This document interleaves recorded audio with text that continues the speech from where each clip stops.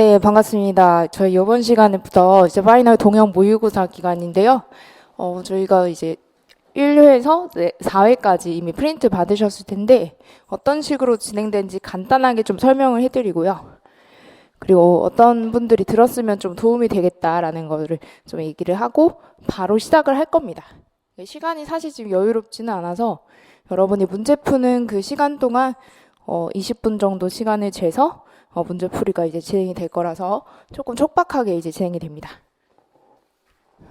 일단 이제 소방학개론이랑 관계법규 같이 이제 25문항 정도 여러분이 이제 문제를 푸실 텐데요.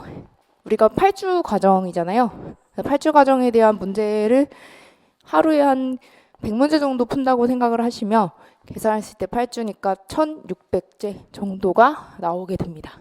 그래서 소방학개론 800문제랑 관계법규 800문제를 이제 풀어간다고 생각을 하시면 되고요. 지금 받으신 것처럼 그냥 시험지 한 회당 25문항이죠. 그래서 4회짜리를 이제 풀게 될 겁니다. 그래서 전체적으로 오늘 이제 100문항 정도 개론에 대해서 풀고요. 내일 이제 매주 금요일마다 법규에 대해서 또 100문항을 이제 풀이를 하게 될 거예요. 그래서 사실은 이제 실전에서 25문제를 풀 때 시간을 25분이라고 체크하신다면 우리는 지금 OMR 마킹 과정을 빼고 푸실 거라서 시간은 제가 20분 정도 잴 거예요. 그래서 뭐 제가 특별하게 계산 문제를 정말 어렵게 넣었다 이러면은 뭐 1, 2분 정도 추가될 수 있겠지만 그런 거는 거의 없거든요. 그래서 20분 정도 시간을 재서 여러분이 사실 문제를 보고 사실 머뭇거릴 시간이 없습니다. 그래서 문제 보고 직관적으로 바로 풀이를 할 수 있을 정도가 되셔야지만 이 강의가 도움이 되겠다라고 생각을 하시면 되고요. 지금 받으신 것처럼 이제 자료는 그냥 제공을 해드릴 겁니다. 그래서 간단한 시간표는 그냥 매주 목요일에 개론이 진행될 거고 매주 금요일에 이제 법규가 진행이 될 거예요. 그래서 전체적으로 이제 8주차 과정이다라고 보시면 됩니다. 이렇게 하면 시간표는 뭐 크게 어려움 없이 이해를 하셨을 거라고 생각을 하고요. 그래서 사실 이제 시험지를 거의 받자마자 인쇄 상태나 이런 것들을 실전에서 확인을 하시게 돼요. 그때도 마찬가지인데 내가 좀 더 약한 그 문제 유형이 있을 거예요. 그래서 그 문제는 최대한 좀 뒤로 빼서 시간을 어떻게 소비할 거는가 전략을 사실 세우는 것도 이 모의고사 과정에서 여러분이 연습을 하셔야 될 단계라고 생각을 합니다. 그래서 시험지 1회차 지금 받으셨잖아요. 그거 한번 훑어보셨을 때 이 문제가 내가 좀 약할 것 같다. 그러면 항상 이제 뒤로 빼서 시간 배분 잘 하셔가지고 우리가 20분 내에 25문항을 오늘 이제 1월 2월부터 1월 2월까지를 전체적으로 푸셔야 된다라고 보시면 됩니다. 네, 소개는 어느 정도 이제 간단하게 하면 다 이해가 되실 만한 내용이라서 이제 받으신 모의고사 1회차 있죠? 네, 이거를 저도 이제 시간을 같이 재면서 20분 정도 시간을 드릴 거라 그때부터 바로 문제풀이 할 거라서 지금 어느 정도 준비가 되셨으면요. 다 되셨죠, 그죠? 네, 바로 문제풀이를 진행하도록 하겠습니다. 네, 앞에 문제 1번부터 이제 보시면 옳지 않은 거 이거 정답 4번이고요. 우리가 사염물의 산화 반응으로 발효 축적됐다. 이거 흡착열 말고 다른 열로 고쳐주실 수도 있겠죠? 어떤 열이죠? 이거 산화열로 알아두시면 됩니다. 원래 흡착열 같은 경우는 이렇게 산화 반응이 아니라 보통 이렇게 다공성 물질의 어떤 표면적이 넓기 때문에 거기서 흡착 반응으로 열이 발생하는 거죠. 그래서 산화열에 대한 정의였고요. 나머지는 사실상 우리가 그냥 풀어보실 수 있는 일반적인 선지였습니다. 특히 열전들 정말 자주 출제되니까 꼭 잘 알고 계셔야 되고요. 넘어가도록 할게요. 그 다음에 문제 2번인데요. 우리 문제 2번은 원래 이제 객관식 문제에서 이렇게 나왔고요. PPT는 지금 보기가 좀 빠져 있다라고 보시면 돼요. 불안전 연소했을 때 일산화탄소 여러분도 허용량도 한번 보시고 그 다음에 이 플라스틱은 사실 이거 보고 바로 염화수소를 찾기 좀 어려워요. 그래서 PVC라는 이 힌트를 보시고 사실 찾는 거긴 합니다. PVC에서 C가 클로라이드 약자라서 염소를 뜻해요. 그래서 염화수소가 당연히 니은에 들어가야 되고요. 그 다음에 D급번 같은 경우는 이제 프레온가스, 보통 냉매가스로 많이 쓰는 것들이죠. 그래서 얘네들과 불꽃에 접촉했을 때 허용濃度가 0.1ppm. 우리 0.1ppm으로 보시는 게 포스겐이랑 아크로레인 이렇게거든요. 아크로레인은 보통 석유 제품, 유지류 이런 것들이 연소됐을 때 발생하기 때문에 여기는 보기에 포스겐으로 찾으시면 되겠습니다. 대신 나머지도 한 번씩 설명을 그래도 한번 보세요. 아시겠죠? 아황산가스 SO2라고 나왔죠. 여기서도 이제 황해화합물이다. 고물을 연소시켰을 때 발생할 수 있다. 시아누수 같은 경우는 극히 이제 나일론 이런 소재를 연소할 때 나오고요. 암모니아도 이렇게 나일론 연소시 발생이 되게 됩니다. 근데 요거는 사실 암모니아 그냥 이런 특징보다도 좀 더 자주 출제됐던 게 냉동창고 냉매로 쓴다는 표현 기억나시죠? 우리 냉동창고 냉매로 쓰는 게 여기서 어떤 가스였죠? 암모니아. 그죠? 여기는 냉동창고 냉매에 대한 특징. 요게 조금 더 자주 출제가 되는 특징입니다. 그래서 정답은 여러분이 순서대로 일산화탄소, 염화수소, 그리고 포스겐 이렇게 찾아주셨으면 잘 하신 거고요. 그 다음에 문제 3번에 열 전달 형태에 대한 내용이 나오는데요. 우리가 여기에 법칙은 사실 외우고 계시진 않잖아요. 그쵸? 근데 그냥 개념을 그래도 천천히 한번 돌리셨으면 법칙을 들어본 적은 있어요. 교재에 있기 때문에. 그래서 4번의 전도가 뉴턴의 냉각 법칙이라고 하는 게 아니라 뉴턴의 냉각 법칙은 사실 대류를 뜻하는 법칙이고요. 우리가 전도를 뜻하는 법칙 중에 여러분이 공부를 그래도 하셨을 때 들어봤던 것 중에 프리의 법칙이라고 있어요. 원래 프리의 법칙이라고 있어요. 이게 이제 전도랑 관련된 법칙입니다. 프리의 법칙이 열을 잘 전달할 수 있는 비율이 뭐 두께라든지 이 면적이라든지 이런 거랑 관련이 있거든요. 이게 전도 법칙이고 뉴턴의 냉각 법칙은 그냥 온도차 클수록 대류가 빨리 일어나더라. 이런 것들. 특히 밖의 온도가 오늘 되게 차갑잖아요. 이렇게 온도 차이가 클 때 대류가 더 빨리 일어난다라는 게 뉴턴의 냉각 법칙이라고 보시면 됩니다. 여기 나오네요. 이게 프리의 법칙이라고 보시면 돼요. 면적, 온도차, 열 전도율, 두께는 반비례. 그렇죠? 이런 것들 그냥 프리의 법칙의 전도라고 보시면 됩니다.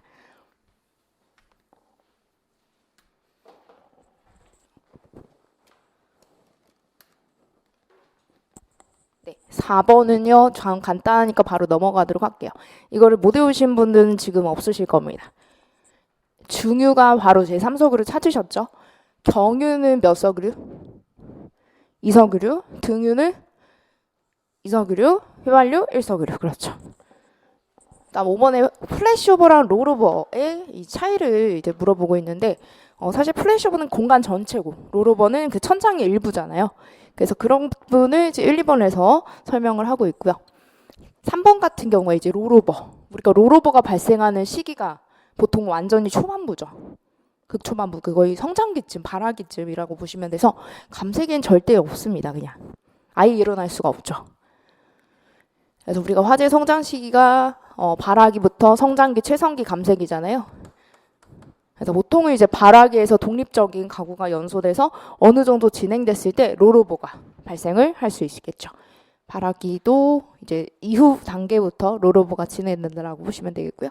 4번도 한번 읽어보시고 답만 바로 찾고 가기에는 우리가 보기도 한 번씩 실전처럼 4개를 다 확인하고 항상 푸시면 되겠습니다. 그다음 6번 우리 화재하중 공식 기억나시죠? 그 공식에만 들어가는 걸 고르셔야 돼요. 그래서 영향을 미치는 상태, 요소 이런 거 보니까 가열물의 중량이 있었잖아요. 여기만 지금 정답이 되고 나머지는 아예 관련이 없어요. 우리가 배열 상태가 뭐 고체냐, 액체처럼 좀 널찍하게 있냐, 기체처럼 더 넓게 펴져 있냐 이런 건데 아무 관련이 없죠. 면적 중에는 뭐랑 관련돼 있죠, 여러분? 가열물 비표 면적 말고 우리 화재하중 공식 중에 면적이 들어가긴 하죠. 무슨 면적?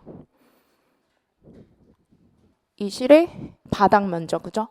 바닥 면적은 관련이 되어 있는데 뭐처럼 비표 면적은 전혀 관련이 없었어요. 여기다가 우리가 목재 단위 발열량 곱하셔가지고 이렇게 계산을 하셨던 겁니다. 이게 전체적으로 중량과 여기 해당하는 발열량을 다 곱해서 합산을 해내가지고 계산하신 게 화재하중이에요.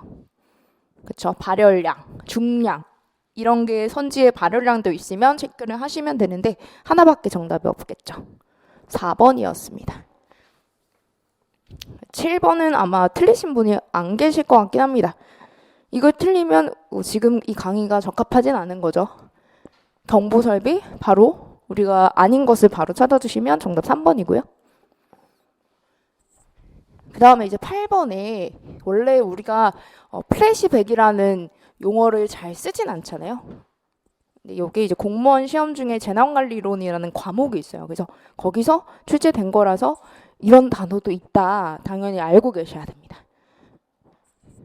그래서 보통 이제 백파이어로 보통 많이 외우시거나 플래시백 이런 것도 우리가 역할에 대한 현상을 얘기하고 있습니다.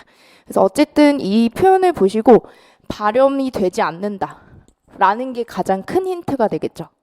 발염이 안 된다, 화염이 거의 발생하지 않는다는 내용이라서 훈소라고 찾아주시면 되겠고요. 4번 역화라고 알아두시면 돼요. 원래 역화로 여러분이 외우신 단어가 백파이어. 그렇죠? 그 다음에 9번. 네, 분진폭발과 관련된 내용입니다. 우리 분진폭발에서도 또 어렵게 내면 어렵게 낼 수 있어요. 네, 일단 얘는 문장이 좀 긴 형태라고 보시면 되고요. 일단 1번 같은 경우도 항상 가스폭발이랑 비교를 하잖아요. 그래서 가스폭발, 분진폭발 이 비교하는 문제 정말 많이 풀어보셨을 겁니다. 그래서 가스폭발에 비해서 당연히 총 에너지는 전체 에너지를 뜻하기 때문에 더 높은 에너지를 가져요. 2차, 3차 폭발까지 연쇄적으로 가는 게 분진폭발이잖아요. 그래서 속도는 느리지만 전체 에너지는 당연히 이렇게 수백 배다.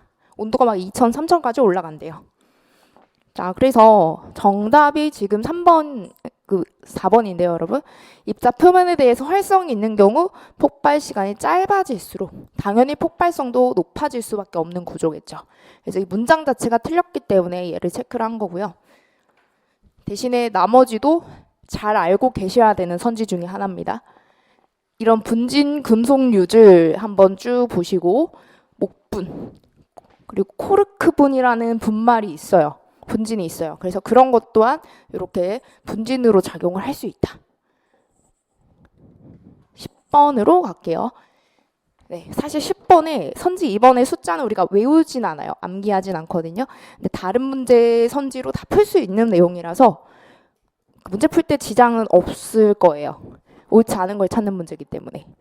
우리가 건물화재 중에 목조 건물이라고 칩시다. 그럼 얘는 당연히 고온 단기죠. 그 고온 단기라는 정도가 요 3번 선지예요, 지금. 30분에 1000도씨 이상 도달할 수 있겠죠? 근데 이런 내화 건물을 우리가 30분에 1000도씨 절대 도달 못 합니다. 1시간 정도, 2시간 정도 있어야 1000도씨 뭐 갈까 말까 하는 건데 30분에 한 1000도씨 정도 잡으면 목조 건축물 기준이라고 생각하시면 돼요. 그래서 3번 선지는 그냥 목조 건물이다라고 보시면 됩니다. 1000도씨 이상 가려면 한 3, 40분에서 1100, 1300도씨 뭐 그렇게도 갈 수 있고요. 여러분이 그때 그래프로 한번 보신 겁니다. 이렇게 생긴 거. 당연히 구분이 가능하실 거예요. A가 당연히 목조예요, 내화예요. 이게 목조였죠. 그리고 B가 내화 구조 건축물이에요. 그래서 고온 단기, 저온 장기 이렇게 가는 거. 그다음에 11번. 네, 11번도 맞추셨으면 이거 숫자 고치시면 됩니다. 2번이 틀렸잖아요. 소방본부장. 요거 사상자 우리 몇 명으로 고칠까요? 우리 화재합동조사단 구성하는 기준 요 20명이었죠. 그래서 여기 한 군데만 틀렸고 나머지는 다 뒤에까지 맞는 문장입니다. 청장, 본부장, 서장 나눠가지고 여러분이 다 암기하셔야 되는 내용입니다. 20명 찾아주시고 그 다음에 12번은요. 할로겐 화합물과 불활성 가스 전체적으로 이제 소화액세를 섞어서 얘기한 문제인데 1번 선지 보시면 좀 안 들어가야 되는 원소가 하나 들어가 있어요. 염소, 뭐 탄소, 질소 뭐 이런 것도 있잖아요. 지금 사실 할로겐 화합물에는 염소 이거는 괜찮은데 뒤에 나와 있는 질소, 헬륨, 뭐 네온 이런 것들은 들어가면 안 되겠죠. 그죠? 그래서 사실상 이 선지 정의에서 틀린 거죠. 그래서 브로민, 뭐 아이오딘 이렇게 요오드 같은 그런 원소들이 들어가야 됩니다. 1번 바로 틀렸고요. 탄소는 들어가요, 안 들어가요? 들어가죠. 할로겐 화합물이라서 탄소, 수소, 뭐 이렇게 플로린, 염소, 브로민 이런 것들 다 섞여 있는 거잖아요. 그죠? 그래서 그런 식으로 기억을 해주시면 되고요. 나머지는 뭐 3번 정도는 당연히 이거 비율 아셔야 됩니다. 지금 오사 하나라고 제시가 됐죠. 순서대로 질소, 아르곤, 이산화탄소. 이 중에 질소가 몇 %였죠? 이게 5랑 관련돼 있으니까 그쵸? 52%였고 아르곤 40% 그죠? 여기 두 번째 자리 숫자랑 연관지어서 보시면 되고 나머지 8%가 이산화탄소. 그래서 이렇게 오사 하나에 대한 비율이었다라고 보시고요. 4번도 오존층 파괴지수가 할론소약제는 정말 큰데 여기서 할로겐 화합물로 들어오면서 오존층 파괴지수가 확 낮아진 거죠. 이 둘의 차이점 간단하게 체크하고 넘어갑시다. 이 둘 중에 소화 효과를 비교하는 문제가 있어요. 우리가 부촉매 효과 이거 나타낼 수 있는 게 할로겐 화합물이에요? 아니면 불활성 가스예요? 이거 할로겐 화합물, 불활성 가스. 자, 이 둘 중에 하나만 뭐예요? 부촉매 효과가 있다. 뭐만? 당연히 할로겐만 이 부촉매 효과 있다. 이게 이제 큰 차이점이라고 보시면 됩니다. 그 다음이 13번. 네, 13번 같은 경우에 그러니까 반지 대책이잖아요. 사실 뭐 열이 들어오면 안 되는데 2번은 완전히 틀린 문장이고 4번을 외우셔야 됩니다. 요건. 우리 탱크 내벽과 외벽의 재질이 다르죠. 재료가 다르죠. 내벽은 열 전도도가 어떤 거? 큰 걸로 설치를 하는 거고 외벽이랑 나왔으면 내벽 말고 외벽으로 나오면 열 전도도가 작은 걸로. 그래야 열을 잘 전달 안 받으니까 그것까지 생각해서 풀어주셔야 됩니다. 나머지 선지는 좀 어려운 문제는 아니었고요. 4번이 좀 더 오히려 중요하다라고 보시면 돼요. 옳지 않은 것은 2번 찾아주시면 되고요. 그 다음에 14. 이것도 좀 간단하게 푸실 수 있을 것 같은데 옳지 않은 것을 찾아주시면 됩니다. 수소, 메탄 이런 건 계산에서도 사실 쓰이기 때문에 외우셔야 되고요. 암모니아는 잘 안 나오지만 뭐 15에서 28% 정도 이렇게 잡고 있습니다. 근데 일산화탄소를 3%에서 잡지 못해요. 두 자릿수부터 시작을 하는데 이게 12.5에서 시작을 보통 합니다. 10.5에서 75%까지. 그래서 그런 게 일산화탄소의 연소범위다.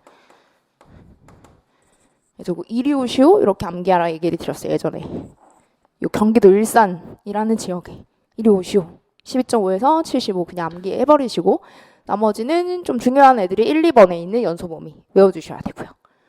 이런 거 위험도도 구하고 최소산소 농도 MOC도 구하고 하셔야 되기 때문에 그때 필요한 게 이런 연소범위라고 보시면 돼요. 네, 그 다음에 이제 15번 문제입니다. 15번 문제에서 이 그래프 한번 보신 적은 있을 건데요. 그래서 성장기가 있고 이 플래시오버 발생하면서 발화기 최성기 넘어가고 있는 그 중간 단계인데 니은에서 발생할 수 있는 것으로 옳지 않은 것을 내가 얘기했어요. 우리가 사실 1번에 연료지배형이다. 연료지배형이라고 얘기하면은 플래시오버 이전이 돼야죠. 그죠? 그래서 얘는 보통 기억에 대한 특징이 되는 거고 나머지 특징은 전부 다 알고 계셔야 돼요. 우리가 플래시오버 딱 지나면 오히려 창문 바깥으로 빨간 화염이 막 분출되는 시기라고 얘기했어요. 그래서 이 2번 특징도 잘 아셔야 되고요. 연기량이 좀 줄어들 수도 있죠. 이 화염이 크게 분출되는 시기라서. 그리고 복사열이 아주 크기 때문에 접촉하지 않은 건물도 금방 번질 수 있다라는 거고요. 마지막에 4번에는 연소가 거의 최고조죠. 이게 최성기라고 보시면 되겠습니다. 그 다음에 16번. 이게 폭연이랑 폭갱은요. 다른 문제도 그렇고 거의 그냥 이 형태로 그냥 계속 내고 있어요. 출제를 하고 있어요. 그래서 절대 틀리시면 안 되고요. 옳은 거 하나만 찾아주시면 그 반대가 보통 폭연, 폭갱 반대로 출제를 하고 있습니다. 이게 음속 이하라고 나오면 폭연이었고 음속보다 빠르다라고 나왔을 때 폭갱이었죠. 그죠? 여기선 헷갈리지 않으실 것 같고 2번. 이게 전이 될 수 있는 단계가 양방향이 아니었죠. 어디서 어디로만 전이 돼요? 폭연에서 폭갱으로만 전이가 가능하고요. 역방향은 아예 안 됩니다. 그죠? 역방향 불가하다라고 보시고 폭갱의 최고 압력, 초기 압력과 동일하지 못해요. 그죠? 수기압, 그 수십 기압으로 막 높아질 수 있는 게 폭갱의 압력이라고 보시고 이런 표현 많이 보셨죠? 온도, 압력, 밀도가 연속적이라고 나오면 뭐예요? 폭연이고 불연속적 나오면 폭갱. 이렇게 항상 풀어주셨던 문제입니다. 옳은 것은 1번이죠.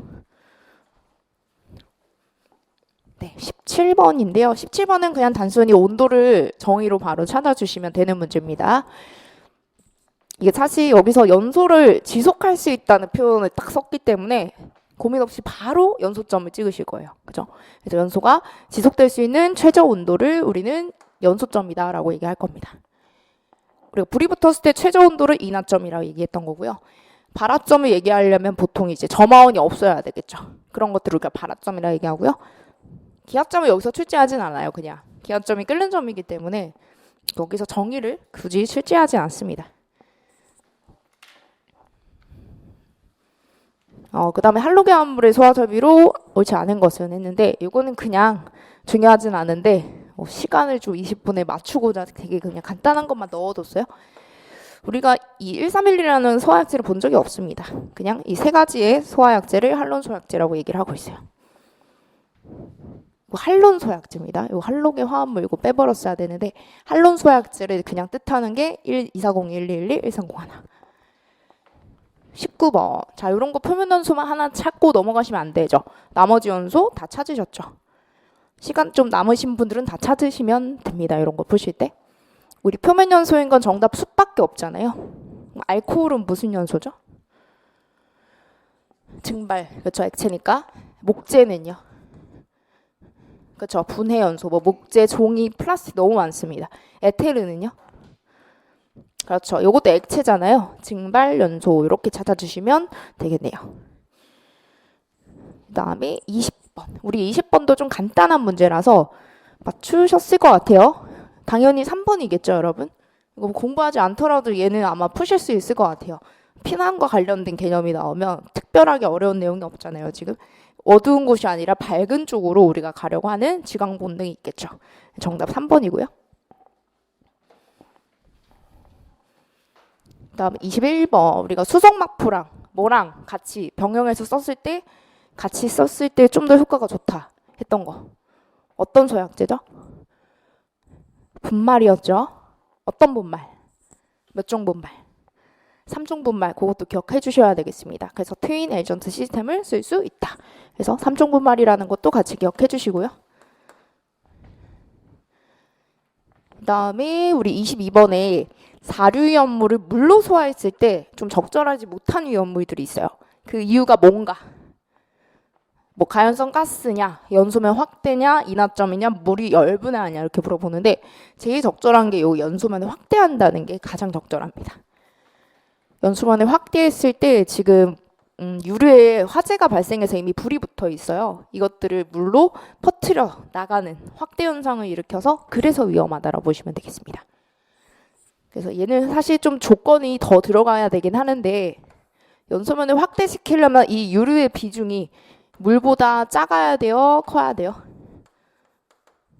비중. 이거 1은 물 기준이에요, 여러분.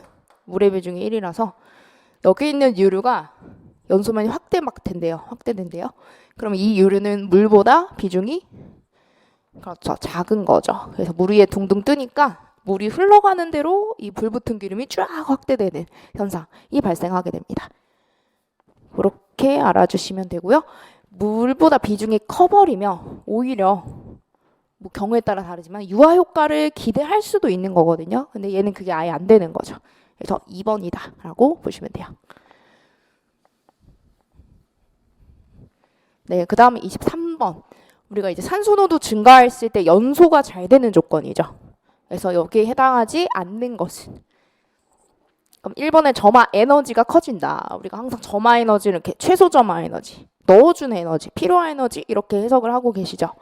그래서 지금 산소 농도가 증가하면 점화 에너지가 당연히 작아지게 됩니다. 넣어줘야 되는 에너지가 작아진다. 폭발한 게 넓어지죠. 폭발 하한계가 내려가고요. 상한계가 올라가면서 전체적으로 연소 범위가 넓어지더라. 폭발한 게 넓어지더라. 나머지도 전부 다 괜찮은 표현들입니다. 1번으로 정답 체크하셨고요. 네, 24번은 당연히 4번입니다. 우리가 미분무 소화설비는 말 그대로 소화설비. 뭐 쉬우니까 넘어갈게요. 네, 그 다음에 25번. 우리가 이런 존스, 아네스 재난분류도요. 가끔 예시가 이렇게 구체적으로 나오는 문장들이 나왔어요. 여태 출제가 됐었어요. 이 중에서 준자연에 해당하는 거. 홍수, 쓰나미, 산사태, 세균성 질병. 이 중에서 자연재난, 준자연재난, 인적재난 중에 준자연으로 들어가는 것이 전수에서는 이렇게 홍수라고 홍수? 네, 홍수도 있어요, 사실은. 홍수가 여러분 자연재난처럼 느껴지지만 이 존스에서는 인적재난과 자연재난 합쳐서 같이 홍수라고 해석을 하고 있고요. 네, 쓰나미랑 산사태 이런 부분에 대해서는 자연재난으로 정의를 하고 있고요. 세균성 질병 우리가 자연재난 중에서 이 분류가 살짝 다르죠. 어디로 분류해야 되죠? 생물학적 재해로 분류하는 것이 이제 존스의 재난 분류예요. 생물학적인 재해. 원래 그 지구 물리학적이 있고 생물학적이 있고 두 파트로 나눠지잖아요. 그 중에 생물학적 재해가 세균성 질병, 감염병 이런 부분으로 들어가게 됩니다. 네, 여기까지 우리가 25문제 조금 빠르게 아마 푸셨을 겁니다. 앞에 살짝 우리 과정을 설명을 해드린다고 시간이 조금 촉박을 하셨을 텐데 이런 식으로 이제 계속 진행이 된다라고 보시면 됩니다. 그래서 지금 뒷시간에도 우리 2회 시험지 있잖아요. 네, 그거는 나중에 시작하실 때 문제를 보시고 절대 미리 보지 마시고 일단 다음 시간에 바로 시작하면 시험지 한번 훑어보시고 내가 좀 약한 부분이나 문제가 있으면 최대한 시간 배분 잘 해야겠다 먼저 생각하시고 그렇게 풀어내시면 되겠습니다. 네, 이번 시간 여기까지 하고 다음 시간 뵙도록 하겠습니다. 저희 동영 모의고사 법규 방금 풀어보셨는데요. 1회차부터 바로 풀이를 진행을 하겠습니다. 첫 번째 문제가 우리가 많이 풀어보셨던 종합상황실에 보고해야 되는 화제였습니다. 그래서 여기 외우셨던 것 중에 사망자 5명 이상 이런 거 들어갔었고요. 장소 중에 정보 및 도전 공장이라고 있었습니다. 그죠? 여기는 숫자가 따로 없어요. 그래서 정보 및 도전 공장이면 당연히 맞는 얘기였고요. 층수만 고쳐주시면 되겠죠. 층수가 10층 이상이면 우리가 종합상황실 보고 대상으로 들어갈 수가 없어요. 층수가 몇 층 이상이 돼야 됩니까?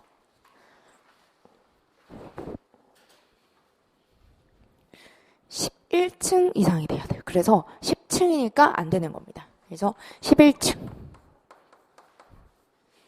숫자 나오는 것 중에 층수 이거 외우셔야 되고 혹시 뭐 병원이라든지 아니면 숙박시설 이렇게 나오면 객실과 각각 병상수 이렇게 제시가 되는 숫자 하나 있었죠. 예를 들어 병원이다. 그럼 병상 숫자가 몇 개 이상 돼야 돼요? 30개. 그렇죠. 뭐 숙박시설이다 했을 때도 객실이 30개 이상 이렇게 들어가는 게 여기 전체적으로 종합상황실 보고대상 숫자는 있는 것들 위주로 한번 복습을 해보시면 되겠습니다. 그래서 정답 4번이었고요. 네, 그 다음 문제 2번 같은 경우는 소방기술 민원센터에 대한 내용.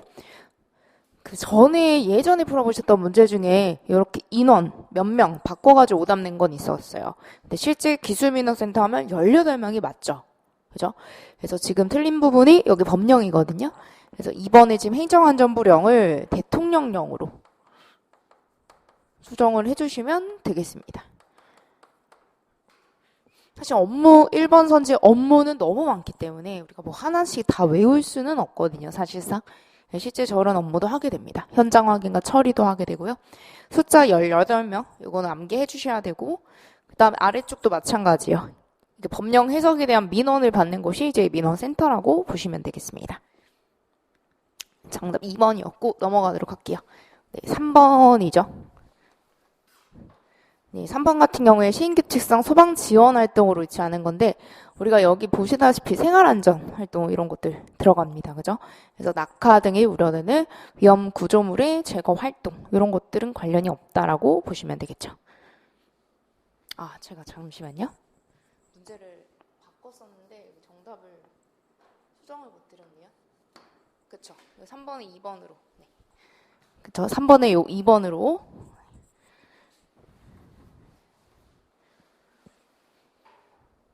네, 그래서 얘는 넘어가도록 할게요. 너무 간단한 문제였고 사실상.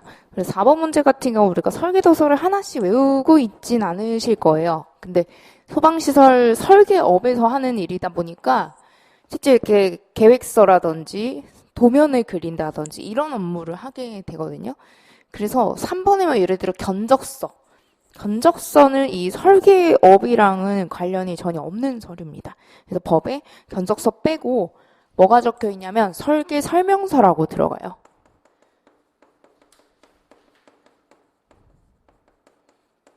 그래서 총 4가지 서류들이 여기 해당하는 설계 도서긴 합니다. 공사 계획서, 설계 도면, 이 설계에 대한 설명서, 그리고 기술 계산서 이렇게 들어가게 됩니다.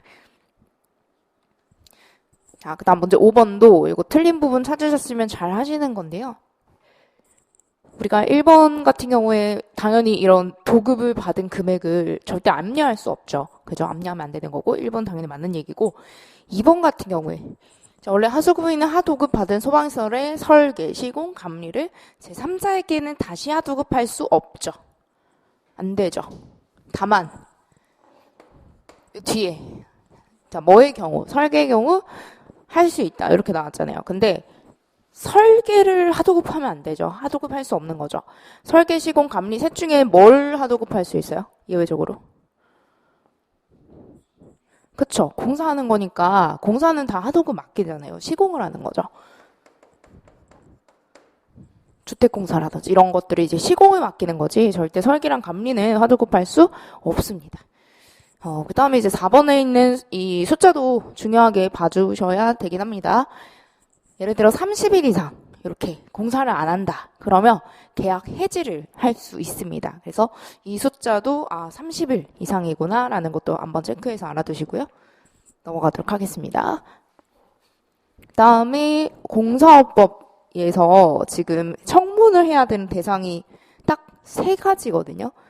그러니까 사지선다 중에 1, 2, 3이 전부 다 청문을 해야 되는 경우에 들어가는 겁니다. 소방시설이 등록 취소됐다. 기술인적 자격이 취소됐다. 그리고 영업 정지가 됐다. 그러니까 자격 정지는 아니에요. 자격은 이 한 사람에 대한 자격증 저처럼 이제 자격이 정지됐다는 거고 3번에 있는 거는 이 기술업의 자체가 정지를 당했다는 거잖아요. 그래서 청문을 열어야 되는 대상은 선지 1, 2, 3에 대한 내용이 되겠고요. 4번은 전혀 관련이 없습니다. 되시겠죠? 그래서 자격 취소가 있고 자격 정지가 있어요.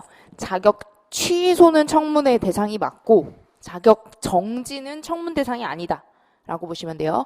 정지가 평생 되는 게 아니니까 여기서 몇 년, 몇 개월 이렇게 기간을 정하고 하는 거라서 청문 대상이 아닙니다.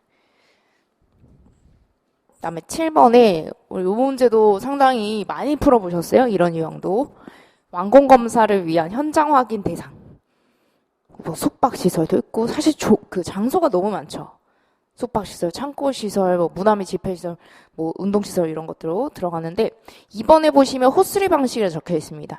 사실 항상 호스리 방식 하면은 대부분이 뭔가 제외되는 규정이 상당히 많죠. 여기도 동일하게 뭐예요? 호스리를 뭐 하겠다? 제외하겠다. 그래서 호스리를 들어가면은 무조건 여기서 틀린 대상이 되겠습니다.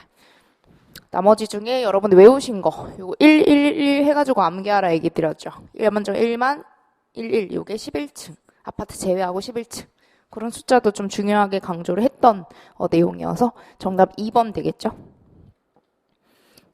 넘어가서 8번 볼게요. 네, 8번 같은 경우는 이제 관계인이 우리 관리업자 있잖아요. 관리업자에게 업무를 대행할 수 있죠. 당연히 다 대행 맡기잖아요. 특급 건물은 안 돼요. 그죠? 그런 거는 할 수 없고 1급 중에서도 11층 이상의 1급 대행 가능하고요. 그 밑에 하위에 2급, 3급 당연히 대행할 수 있어요. 자, 근데 여기서 들어갈 수 있는 업무가 딱 2가지만 대행을 할 수 있어요. 딱 2가지 업무만. 그래서 여기 다번에 피난시설 우리 뭐 방화, 문 방화 구획 이런 거 있잖아요. 얘네들이 잘 되고 있는지 관리하는 거 요거 대행할 수 있고요. 그 다음에 여기 설치되어 있는 건물의 소방시설, 소방 관련 시설 이런 것들이 잘 작동되는지 관리하는 것이 대행할 수 있는 업무로 들어갑니다. 딱 2가지가 적혀 있어요, 법에. 그래서 그 2가지가 다목과 라목이라고 보시면 돼요. 그래서 아무 관련이 없어요, 가나는. 다른 업무에 관리자 업무로는 들어가겠지만 여기 대행할 수 있는 업무냐라고 물어보면 정답에 다목과 라목으로 넣어주시면 되겠습니다. 네, 그 다음에 간단하게 이제 9번 문제. 원래 이제 소방안전관리자 정보 항상 게시가 되죠, 건물에. 여러분도 막 지나다니면서 1층에 이렇게 붙여진 걸 보신 적 있으실 텐데 거기 들어갈 수 있는 내용이 아닌 것은 이라고 얘기하고 있어요. 자, 1번에 근무 위치. 자, 근무 위치가 의미하는 거는 실제 수신기의 위치를 알고 싶기 때문에 화재 수신기 위치를 보통 표기를 합니다. 뭐 몇 층에, 방제실 어디 이렇게 근무하고 있다고 적혀 있단 말이죠. 그런 것이 수신기 위치예요. 수신기 위치 써줘야죠. 그게 근무 위치입니다. 그래서 1번 맞는 내용이고 2번 당연히 적혀있고 3번 당연히 적혀있고 4번에 직책 이런 건 적혀있지 않죠. 소방안전관리자의 직책 적혀있지 않고요. 대신에 이 사람에 대한 정보 중에 연락처가 들어가게 돼요. 그래서 직책 말고 또 생각해 보실 수 있는 것이 하나 연락처 이렇게 들어갑니다.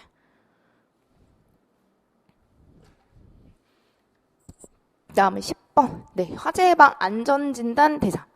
이 문제 유형도 정말 많이 풀어보셨을 겁니다. 우리 공동구 하면 용도가 정해져 있어요. 전력용, 통신용 지하구 내에 있는 공동구 이렇게 들어가야 되고요. 사실 숫자 있는 것이 보통 출제가 돼요. 같이 이제 연면적 이렇게 제시가 되는 것들 중에 2번 선지 항만시설 중 여객 이용시설이라고 나왔죠. 항만의 여객이잖아요. 그런데 얘는 뭐 항공, 공항, 여객 이런 게 아니기 때문에 전부 다 5천으로 제가 넣으라고 얘기 드렸어요. 뭔가 이게 우리의 대중교통 같은 그런 의미는 전부 다 5천이고 여기서 항공시설 중에 여객 터미널로 나오면 몇 천이죠? 그 공항시설 얘기하는 거예요. 공항에 여객 터미널로 나오면 1천. 그게 아니니까 지금 여기에 2번도 5천, 도시철도도 5천, 그냥 철도가 나와도 5천. 그쵸? 그래서 그렇게까지 보시면 되겠고 4번은 요 100톤, 30톤. 합계가 당연히 100톤이 되겠죠. 그래서 100톤, 30톤 요 숫자 중요하게 잘 외우셔야 됩니다. 2번이요. 얘는 아마 맞추신 분들이 많을 것 같습니다. 지금 얘는 워낙 많이 풀었던 유형이기도 하고요. 네, 그 다음에 이제 11번인데 원래 특수가열물에도 표지를 둡니다. 표지를 부착해요. 그래서 그 표지에 대한 내용이 쭉 나와 있죠. 근데 특수가열물은 당연히 여러분 주의사항 쓸 때요. 이게 물기염금을 쓰지 않잖아요. 화기염금을 쓰죠. 그죠? 그래서 특수가열물의 표지는 물기염금을 표시를 하고요. 그때 바탕색이 무슨 색이에요, 그러면? 빨간색이 되겠죠. 그래서 이 색깔도 당연히 틀렸고 문자는 백색이다. 2번 사이즈니까 맞죠? 그죠? 이상한 거 없고 3번 여기도 마찬가지예요. 이게 화기염금 표시를 제외하겠다. 제가 물기염금 화기염금으로 수정해야 되는데 그죠? 화기염금으로 수정을 해주시고 4번 선지 조금 꼼꼼하게 다시 보실게요. 이게 아까 저희가 소방안전관리자 뭐 수식이라든지 성명이라든지 등급이라든지 이런 거 적는 표지 있잖아요. 거기랑 다른 내용이에요, 사실. 그래서 자세히 보시면요. 둘째 줄 관리 책임자의 성명 옆에 선임일자라고 적혀있죠. 사실 여기는 전혀 선임일자랑 관련이 없어요. 오히려 선임일자는 그 소방안전관리자 그 표지에서 선임일자가 들어갈 수 있겠죠. 그쵸? 그 다음에 근무 위치 여기에 들어가요, 안 들어가요? 안 들어가죠. 얘는 그냥 이 특수가연물을 누가 담당하냐 적혀 있어요. 그래서 성명 옆에 여기에 해당하는 게 직책입니다. 직책이 써 있어요. 직책. 그래서 뭐 누구누구 과장 이런 식으로 이제 직책이 적혀 있다고 보시고 연락처도 함께 들어가게 됩니다. 그래서 아까 했던 내용이랑 좀 비교해서 푸실 만한 문제라고 보시고 어쨌든 맞는 정답은 2번. 아마 요게 맞기 때문에 바로 맞추실 텐데 나머지도 틀린 부분 이렇게 수정되는구나 라고 한 번만 다시 보시면 되겠습니다. 자, 그 다음이 12번. 요게 기출이었거든요. 기출도 몇 개 제가 섞었어요. 보신 기억나시나요? 풀었을 때 조금 익숙하다 그러면은 이런 문제가 기출 문제 몇 개 섞여 있어요. 그래서 지금 피난교육을 우리가 실시할 때 연 1회가 아니죠, 여러분. 연 몇 회? 2회 교육을 합니다. 그죠? 분기별로 나오면 분기별은 1회. 숫자 외울 게 지금 2회, 1회. 이렇게 두 가지 숫자를 암기하시는 거고요. 나머지는 이렇게 뭐 게시해라, 영상을 보여주는 것도 괜찮죠. 그죠? 정답 1번이었습니다. 자, 그 다음 문제가 13번 같은 경우는 여기도 쌓는 높이를 항상 제시를 해줘요. 특수가연물처럼 이렇게 여러 가지 막 가연물을 저장할 때 쌓는 높이. 이게 만약에 저런 살수 설비 설치하지 않았고 뭐 이런 대형 수동식 소화기를 예를 들어 설치를 안 했어요. 그럼 제일 기본 높이가 원래 몇 미터까지 쌓을 수 있죠? 그렇죠. 원래는 10m죠. 원래 10m 이하까지 쌓을 수 있죠. 근데 이렇게 살수 설비도 설치하고 대형 수동식 소화기도 설치해서 안전해진 거잖아요. 그럼 얘를 좀 더 높게 쌓을 수 있어요. 그래서 몇 미터? 15m. 또 똑같아요. 바닥 면적도 있잖아요. 저런 살수 설비라든지 이런 애들이 만약에 없었다. 없었으면 원래 몇 제곱미터까지 저장할 수 있죠? 50, 그렇죠. 50. 근데 여기서 막 안전하게 잘했어. 그러면 확 늘려줘요. 200으로. 석탄, 목탄유 제외한 거예요. 석탄, 목탄유는 200에서 300으로 갑니다. 잘 안 나오는데 석탄, 목탄유 지금 제외한다고 적혀있죠. 문제 첫째 줄에. 문제 제일 끝에 제외하죠. 얘네들은 200에서 300으로 갑니다. 면적이.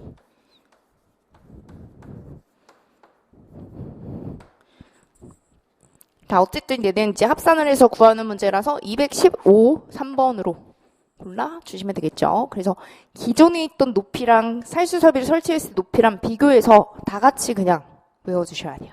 네 가지를 다 같이. 자, 그 다음으로 넘어가겠습니다. 14번에는 우리가 이제 소방시설법이 나와요. 우리 시설법에서도 건축허가 등 동의받아야 되는 대상들이 있었죠. 여기도 마찬가지로 대상들을 이제 찾으시는 문제인데 쭉 읽어보시면 옳지 않은 것만 쭉 볼게요. 근데 이거 문장 읽었으면 답을 맞추실 수도 있어요. 그냥 지금 예를 들어 중축이나 용도 변경을 해서 소방시설이 추가로 설치가 안 된대요. 원래 소방시설이 추가로 설치됐을 때 이제 건축허가 동의를 받아야 되는 거잖아요. 근데 여기서 설치를 안 했대요. 그럼 설치를 안 했으니까 당연히 건축허가 동의 등을 받을 필요가 없다. 이렇게 가시면 됩니다. 2번이 그래서 맞는 표현이고요. 그 다음에 또 뭐 가능한 거. 예를 들어 소화기구 설치됐는데 이 소화기구가 화재안전기준에 딱 적합한 거예요. 화재안전기준이 적합하다. 그러면 똑같이 또 건축허가 등 동의 대상에 들어가지 않는다. 이런 법조항이랑 같이 써있는 게 지금 선지 2번입니다.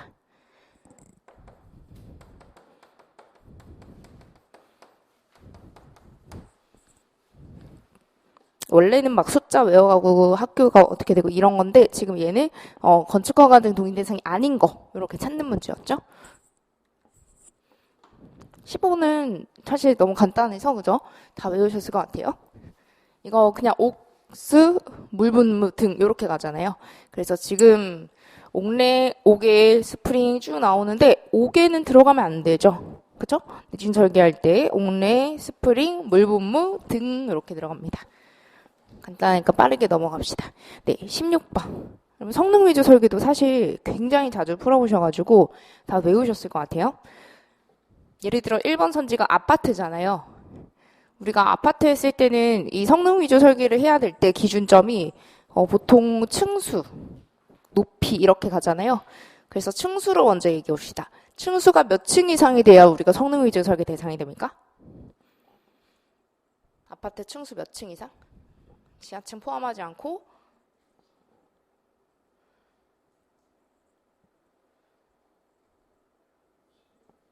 매우 고층 아파트라서 성능 위주 설계로 들어가는 거거든요. 매우 고층 아파트. 뭐 단순히 뭐 20층, 30층이 아니에요. 50층으로 가야 돼요. 그래서 워낙 자주 나오니까 50층 이상, 지하층 포함하지 않고 50층 이상 반드시 외우셔야 되고요. 50층 이상 보니까 200m다. 뭐 이런 것도 생각을 해보실 수 있겠죠. 그 다음에 2번에 연면적 1만 철도. 원래 철도, 뭐 공항 이런 시설들은 연면적이 정해져 있어요. 얼마 이상? 그렇죠. 3만 이상이죠. 근데 1만밖에 안 되니까 지금 얘도 성능 위주 설계 대상 안 들어가겠다. 그 다음에 3번에 터널이 나오거든요. 네, 터널의 길이가 정해져 있습니다. 터널 또는 이제 수도 터널인데 터널, 그냥 터널 했을 때 길이가 몇천 미터 이상 돼야 되죠? 원래. 그렇죠. 5,000m 이상 돼야 되니까 이 조건이 딱 부합을 하네요. 그래서 정답이 3번이 되는 거고요. 영화 상영관의 이 개수가 몇 개 이상이에요, 그러면? 그렇죠. 10개. 9개가 아니라 10개 이상. 이라고 해서 지금 4번도 성능 위주 설계 들어가지 않겠다. 아파트 아닌 거는 아까 얘기했듯이 30층이고요. 아파트인 걸 이제 50층으로 구분만 해주시면 돼요. 그리고 여기에서 뭐 아파트 제외하고 연면적으로 얘기하면 원래 연면적 20만 이상인 것도 외우셔야 되는 거예요. 아파트 제외, 연면적 20만. 이것도 자주 출제가 됐었죠. 연면적 20만으로 꼭 외우시고 아파트 대시되면 50층. 아파트 제시되지 않았을 때도 30층짜리도 있습니다. 그래서 두 가지 한꺼번에 외우시면 되겠습니다. 네, 그 다음에 17번. 우리가 17번이 형식 승인 대상 소방용품인데 형식 승인 그 대상 중에 비상 조명 등은 들어가거든요. 그죠? 근데 휴대용 비상 조명 등은 제시가 되지 않습니다. 그래서 4번이 정답이고 뭐 예를 들어 왕관계는 들어가는데 간이 왕관계는 또 안 들어가요. 아, 죄송해요. 간이 왕관계는 같이 들어가요. 왕관기 중에 간이 왕관기도 여기 성능 그 현식 승인 대상으로 들어가거든요. 근데 휴대용 비상 조명 등은 들어가지 않습니다. 그리고 상업용 주방 자동 소화장치 제외하고 그렇게 형식 승인 대상 소방용품이다. 그것도 외우셨죠? 상업용 주방 자동 소화장치 제외. 4번이고요. 넘어가서 18번 볼게요. 우리 방염 성능 이상으로 설치해야 되는 장소들이 정해져 있잖아요. 일단 1번처럼 모든 의료시설 모두 다 설치를 해야 되고요. 그 다음에 2번 숙박 가능한 수련시설. 3번에 근린생활 중에 종교 집회자. 4번에 보시면 종교시설인데 5개에 있대요. 원래 옥내에 있어야 되는 것 중에 3가지 시설이 있잖아요. 그쵸? 그래서 옥내에 있는 것 중에 종교시설도 있고 또 문화 및 집회시설 그리고 또 운동시설. 그렇죠. 근데 운동시설 중에 어딜 제외해요? 수영장은 제외. 그래서 문화 및 집회시설, 종교시설, 운동시설 딱 3가지가 옥내에 있는 시설을 우리가 방염 성능 기준 이상으로 얘기하고 있습니다. 정답 4번이고요. 그 다음에 19. 이게 화재조사법에서는 사실 막 어려운 문제가 사실 많이 없어요. 그래서 지금 얘도 그냥 문자 읽어보시고 틀린 부분만 한번 보셨을 때 4번이 되겠죠. 인터뷰하면 안 되겠죠. 나머지는 한번 그냥 가볍게만 보셔도 될 것 같습니다. 네, 넘어가서 20번 볼게요. 원래 여러분 제조소 보유공지 외우셨죠? 제조소 보유공지가 제일 간단해요. 3m 이상, 5m 이상 끝이죠. 근데 문제는 여기 앞에 나와 있는 지정수량의 배수입니다. 원래 지정수량이 10배를 기준으로 잡죠. 예를 들어 3m로 간다. 3m 이상으로 가겠다. 그럼 10배 이하예요? 미만이에요? 그렇죠. 이하로 들어가야 돼요. 그리고 5m로 가겠다. 이게 10배 초과입니다. 이거 꼭 구분하셔야 돼요. 그래서 10배이기 때문에 3m가 되는 거예요. 10배이기 때문에. 그래서 분명히 숫자만 외우시면 안 되고 범위까지 함께 외우셔야 돼요. 이하, 초과. 여태까지 이상을 많이 외워가지고 이게 어색해 보이는데 여기서는 이제 초과로 들어갑니다. 10배 이하, 10배 초과를 기준으로 3m, 5m를 나눌 수 있다. 네, 그 다음에 21번 보겠습니다. 우리가 21번의 지하 탱크 저장소의 설치 기준입니다. 네, 이게 시행규칙상 내용이고요. 여기 다 1, 2번도 중요한 숫자들이에요. 다 외우셔야 돼요. 이 지하 탱크 저장소 내에 탱크 전용실이 있었죠. 이 탱크 전용실은 가장 가까운 벽이나 가스관, 피트 이것들이랑 살짝 떨어져 있어야 돼요. 떨어져 있어야 된다는 게 몇 미터? 0.1m. 외우셔야 돼요. 0.1m. 탱크 전용실이라는 글자가 나오는 게 지하 탱크 저장소, 옥내 탱크 저장소. 보통 이 두 가지 저장소에서 많이 나오잖아요. 예를 들어 이게 옥내 탱크 저장소다라고 얘기하면요. 걔는 0.5m 이상이에요. 옥내 탱크 저장소면. 근데 이제 좀 더 자주 출제되는 지하 탱크 저장소다라고 나오면 이거는 0.1m 이상이 됩니다. 자, 그 다음에 2번. 우리가 지하 탱크. 이거 너무 얕은 곳에 파묻히면 안 돼요. 그래서 이 지면으로부터 0.6m 아래에 이렇게 있게끔 설치를 합니다. 지면에선 0.6. 그림 그려서 항상 공부를 해주세요. 지면이고 여기서 0.6m 이상은 내가 깊숙이 파여 있어야 되는구나. 그런 의미라고 보시고요. 3번은 요 외면을 이제 도장해라라는 건데 네, 스테인리스 같은 경우 도장 안 해도 되겠죠. 그런 의미고요. 4번. 지하 탱크에도 위험물이 저장할 거 아니에요. 충전을 하겠죠. 그래서 탱크 용량이 몇 퍼센트가 찰 때 이 경보음을 울려서 충전이 많이 됐으면 알려줘야 돼요. 몇 퍼센트. 이 숫자가 틀린 겁니다, 여러분. 네. 90%. 그렇죠. 90%. 그래서 95%가 아니라 90%가 딱 찼을 때 경보음이 울린다. 이 숫자 90%도 하나 챙겨봐 보시고요. 자, 그 다음에 22번으로 보겠습니다. 우리가 22번은 운반용기 주의사항이에요. 게시판 말고 운반용기 주의사항. 이게 지금 옳은 것을 찾는 문제이기 때문에 여러분이 빠르게 푸신 분들은 그래도 옳지 않은 거 다 한 번씩 고쳐주시면서 풀어보셔야 돼요. 자, 알칼리 금속의 과산화물, 얘를 다 보시면 금수성입니다. 금수성이니까 여기에 딱 무슨 주의사항 빠져 있어요. 물기염금 빠져 있죠. 자, 물기염금 넣어주고 또 이상한 주의사항이 오죠. 공기접촉주의. 뭘 접촉주의해야 돼요? 얘는 주의사항 또 적어야 돼요. 어차피 뭐를 접촉주의해야 돼요? 그렇죠. 가연물 접촉주의 7글자가 들어가야 됩니다. 공기접촉주의라는 말은 없어요. 공기접촉 엄금은 있죠. 3류에. 근데 주의라는 말은 없어요. 그래서 1번 틀렸고요. 2번. 철분, 금속분, 마그네슘. 자, 여기도 금수성이기 때문에 물기염금 들어가죠. 근데 얘를 보시면 또 화기주의도 같이 써줘야 돼요. 그쵸? 화기주의 쓰는 거예요. 화기염금 아니에요. 2류에서 화기염금 쓰는 건 딱 하나밖에 없어요. 인화성 고체. 인화성이라는 글자 들어가면 그냥 화기염금 바로 써주시면 돼요. 그래서 얘가 맞는 표현이고 3번. 여기는 틀린 거 보이시나요? 이 화기주의를 어떻게 고쳐요? 엄금으로 고쳐야 돼요. 화기엄금. 그리고 공기접촉 엄금. 마지막 4번도. 이게 화기엄금, 화기주의 같이 들어갈 수 없죠, 여러분. 그죠? 말도 안 되는 거고. 화기엄금 딱 단독으로 하나만 들어갑니다. 그래서 이렇게 정답 2번이었고요. 여러분 오류도 이어서 그냥 한번 확인차 넘어갈게요. 확인하고 넘어갈게요. 오류의 운반용기 주의사항 뭐 써야 돼요? 2가지. 화기염금이랑 또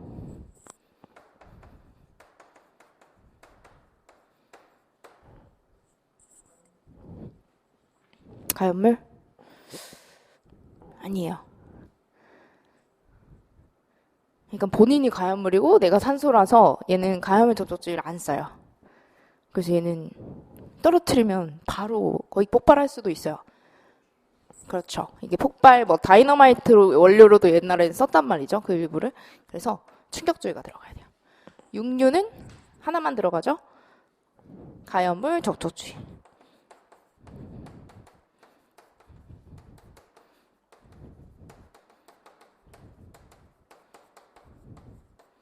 그래서 이런 것들이 운반용기 주의사항 1류에서 6류까지 푸실 때마다 쭉 정리를 해주시면 되겠고요. 그 다음에 나오는 게 소요단위 문제입니다. 원래 이렇게 2번, 3번, 4번처럼 장소가 제시가 되면 내화구조인지 내화구조가 아닌지를 구분하시는 거고 1번 선지처럼 위험물이 제시됐어요. 그 위험물의 경우는 지정수량의 몇 배를 딱 1소요단위로 잡습니다. 이 지정수량의 몇 배를 1소요단위로 잡는 거죠? 10배죠. 그럼 휘발유 지정수량이 몇 리터예요? 200리터죠. 그러면 딱 10배예요. 그래서 휘발유의 경우는 2000리터가 얘가 갖고 있는 1소요 단위가 되는 거예요. 그래서 이렇게 계산 문제는 없지만 계산을 하셔야 이게 오래 기억이 남아요. 10배. 그 다음에 나머지는 2번, 3번, 4번은 장소입니다. 여러분이 그 제조소 취급소 외우셨죠? 보통 내화구조인 걸 외우잖아요. 내화구조인 거. 원래 제조소 취급소가 내화구조면 4번 선지처럼 100짜리예요. 근데 얘랑 내화구조 아니다. 그럼 무조건 절반. 그죠? 제조소 취급소면 100. 저장소면은 조금 더 큰 거예요. 150. 이거 내화구조 기준을 먼저 외우세요. 그래서 내화구조 아니잖아요. 75가 되겠죠? 그래서 이렇게 맞춰주시면 정답 3번 되겠고요. 저장소가 조금 더 큰 걸로 넣어주시면 됩니다.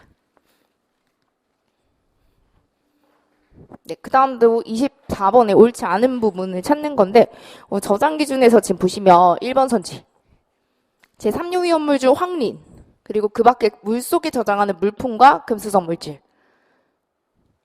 이런 것들을 함께 저장할 수 없습니다. 그냥 이 뒤에 나와 있는 문장 자체가 틀린 거예요. 상호간 0.3m 이상의 간격을 돌아. 이게 이쪽 법을 찾아보시면 문장이 있긴 있어요. 근데 앞에 문장과 뒷 문장이 따로따로 다른 곳에 적혀 있는 거거든요. 예를 들어서 상호간에 0.3m 이상의 간격을 두고 지정수랑 10배 이하로 소분해서 저장해라. 만약 이렇게 나온다면 어떤 기준이냐면 그런 거죠. 내가 예를 들어 황린을 저장할 거야. 똑같은 황린만. 그렇다고 여러분 황린을 뭐 여기 무대기로 막 크게 저장하면은 안 됩니다. 이렇게 10배 이하로 부분적으로 그러니까 소분해 놓는 거죠. 약간 분리해 놓는 거죠. 그래서 걔네들끼리 0.3m 이상의 간격을 둬서 저장해라. 이거는 조건이 동일 분명일 때요. 분명히 똑같은 걸 저장할 때. 그때도 이렇게 조금씩 부분적으로 간격을 두면서 저장해라 이런 거고 1번에 있는 황린과 금수성 이건 같이 저장하면 안 되는 거예요. 그냥 함께 저장하지 말아라. 함께 저장하면 안 된다. 이런 식으로 이해를 하시면 되겠습니다.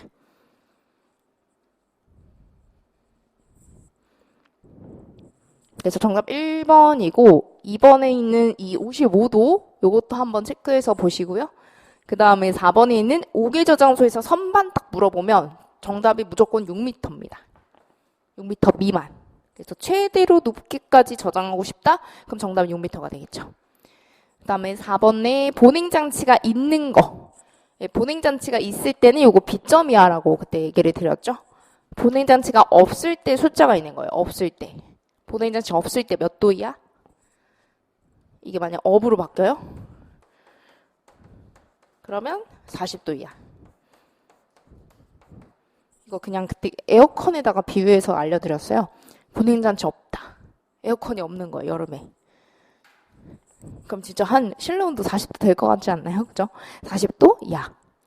있을 때 그냥 B점 이하로 가주시면 돼요. 그래서 1번이 정답이고 그다음 마지막에 25번. 25번은 간단하게 그냥 혼재 기준만 맞춰주실게요. 몇 류인지만 여러분이 구분하시면 쉽게 맞출 수 있는 문제거든요. 자, 1번 선지도 몇 류 한번 정리하고 갑시다. 과염산화 칼륨이 1류. 탄화 알루미늄은 몇 류죠?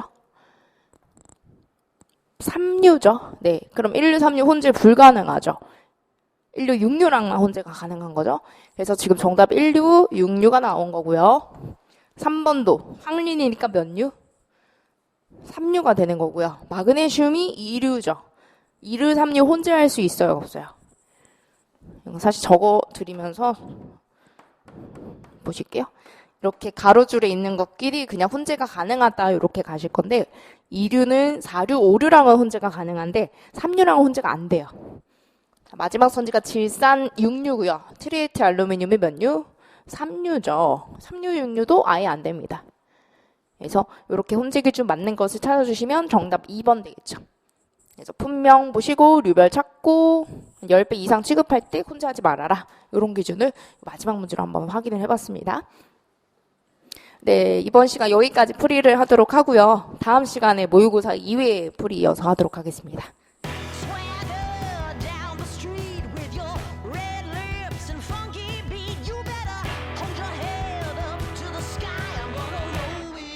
the day I die.